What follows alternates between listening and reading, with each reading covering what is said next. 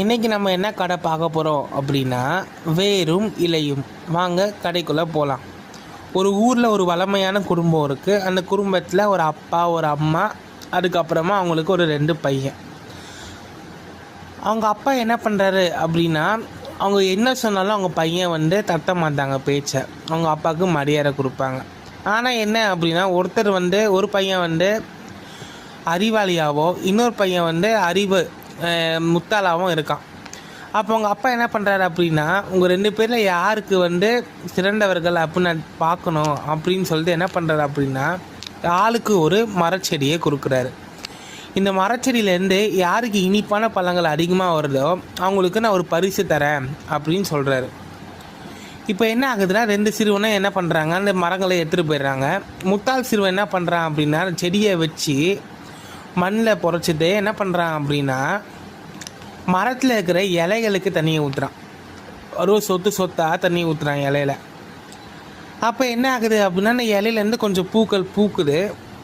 அதையோ பார்க்குறான். அப்போ இன்னும் என்ன பண்ணுறான் அப்படின்னா, இலை மேலே தண்ணி ஊற்றுறான். அதுக்கப்புறம் என்ன ஆகுதுன்னா, அந்த கிளையில் இருக்க இலைகள் எல்லாம் உதிர்ந்து அந்த செடி காஞ்சி போடுது. இன்னொரு பக்கம் அறிவுள்ள சிறுவன் என்ன பண்ணுறான் அப்படின்னா, மரத்தை எடுத்துகிட்டு போய் நட்டு அதில் இருக்கிற வேருக்கு தண்ணி ஊற்றுறான். அப்போ என்ன ஆகுது அப்படின்னா, மரம் கிரின்னு வளர்ந்து குறுகிய காலத்திலே அந்த பழங்கள் காய்க்க ஆரம்பிச்சிச்சு.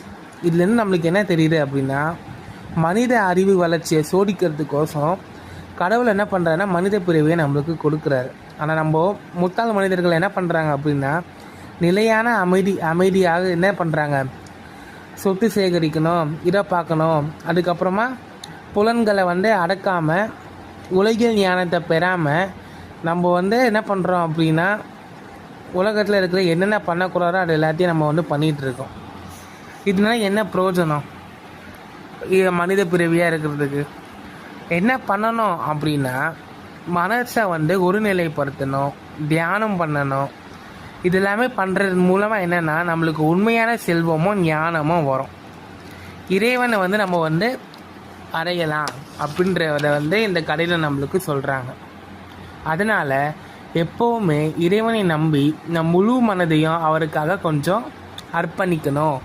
அர்ப்பணித்தா வாழ்க்கை நல்லபடியாக அமையும் அப்படின்றத நம்ம இந்த கதை மூலமாக நம்ம கற்றுக்குறோம். மீண்டும் அடுத்த கதையில் சந்திப்போம். நன்றி, வணக்கம்.